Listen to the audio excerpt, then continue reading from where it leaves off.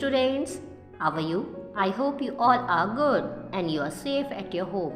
Children, we are reading chapter 6 of your geography book, Population, and in the previous video I had explained you the chapter as a question answer in the form of question answer. Okay, so let's see the rest chapter in the question answer form.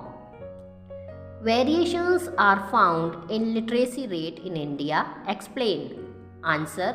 There are extreme regional variations in the literacy rate of India. In Bihar, the literacy rate is 63.82%, while it is 93.9% in Kerala.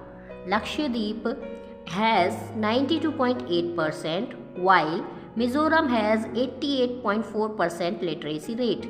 Literacy rate of Bihar is the lowest in comparison to all the other states and union territories. There is amazing difference also between the literacy rate of males and females. In India, average literacy rate among males is 80.9%, while among females it is merely 64.6%. Difference is also found in the literacy rate of urban and rural population. In the year 2011, the literacy rate in urban areas was 85.7%, while it was merely 68.9% in rural areas. Children, यहाँ पर हमें explain करना है हमारे भारत में जो literacy rate है वो किस प्रकार से वेरिएशंस लेता है, मतलब किस प्रकार से उसमें उतार चढ़ाव आते हैं।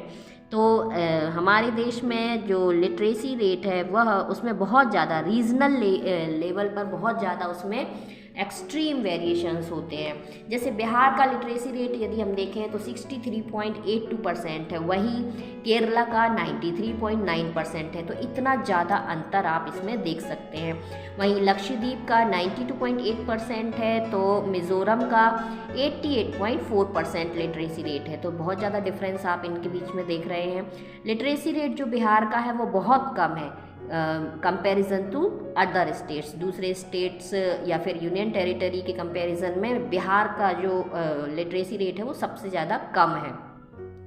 अब ये बहुत ही ज़्यादा अमेजिंग डिफरेंस है। लिटरेसी रेट मेल और फीमेल के बीच में भी देखा जाता है, मतलब ना सिर्फ लिटरेसी रेट पूरी पॉपुलेशन के मेल और फीमेल के बीच में भी देखा जाता है। हमारे भारत में यदि हम बात करें तो मेल जो है वो 80.9% जो है वो लिटरेट होते हैं, वहीं फीमेल्स की यदि बात करें तो उनका एवरेज जो है वो 64.6% ही निकल कर आता है।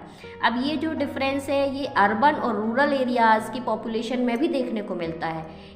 2011 के सेंसस के अकॉर्डिंग यदि हम बात करें तो अर्बन एरियाज़ में वहाँ पर लोग थोड़ा ज़्यादा जागरूक होते हैं, तो वहाँ पर जो लिटरेसी रेट है वो 85.7% होता है एवरेज, वहीं रूरल एरियाज़ में बहुत कम होता है, 68.9% होता है। इसके बहुत सारे कारण हो सकते हैं, जैसे कि जल्दी से काम में लग जाना रूरल एरियाज़ में, और गरीबी, बहुत सारे और भी दूसरे कारण हो सकते हैं। तो आप देख रहे हैं कि जो स्ट्रक्चर है लिटरेसी रेट का वो हमारे देश में किस प्रकार से वेरिएशंस लेता रहता है, अलग अलग तरह से होता है। फिर है what is meant by sex ratio, give an account of its distribution in the country. So the answer, sex ratio is defined as the number of females per 1000 males in the population. According to 2001 census, there were 933 females per 1000 males in India, which implies that the number of females is less than the number of males. The sex ratio is continuously declining in India.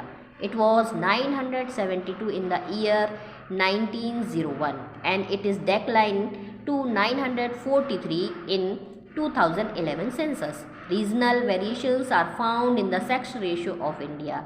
Sex ratio of Kerala is 1084, while the sex ratio of Diu is 618, unfavorable to females. Children, मैंने आपको class में भी बताया था कि sex ratio जो होता है वह मेल और फीमेल के बीच का रेशियो होता है, और ये 1000 मेल के ऊपर फीमेल की पॉपुलेशन कितनी है इससे डिफाइन किया जाता है।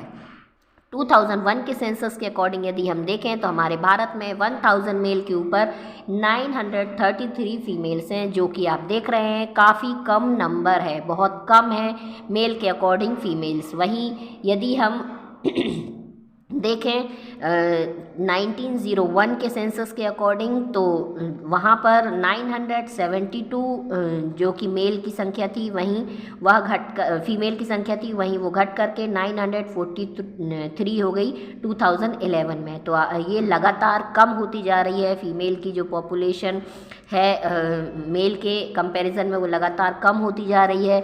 और ये सेक्स रेशियो का जो डिफरेंस है ये रीजनल रूप से भी देखा जाता है, अलग अलग क्षेत्र में भी यह अलग अलग नंबर्स में देखने को मिलता है।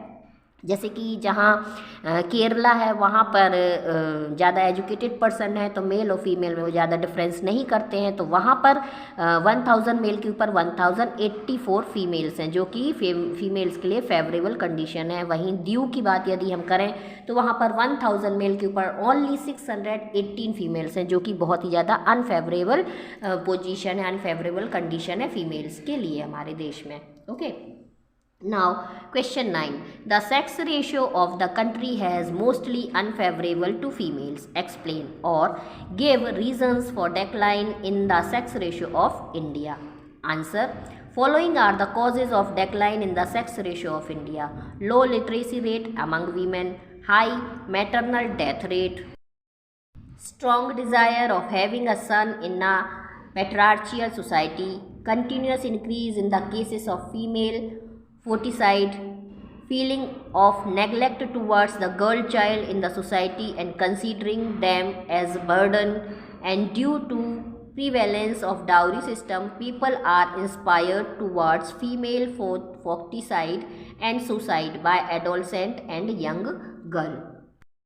देश में जैसे कि आपने देखा 1901 से लेकर के 2011 तक के सेंसस को यदि हम काउंट करें तो हमने देखा कि सेक्स रेशो जो है वो लगातार घटता गया है। तो इसके क्या कारण हो सकते हैं? तो पहला तो है वीमेन जो हैं पहले तो लिटरेट नहीं होती हैं, उनका लिटरेसी रेट जो है बहुत कम है, तो वो अपनी जो फीमेल चाइल्ड है उसके लिए कुछ नहीं कर पाती हैं, उसको बचाने का काम नहीं कर पाती हैं, और उनमें लिटरेसी रेट कम होने की वजह से जागरूकता भी कम होती है।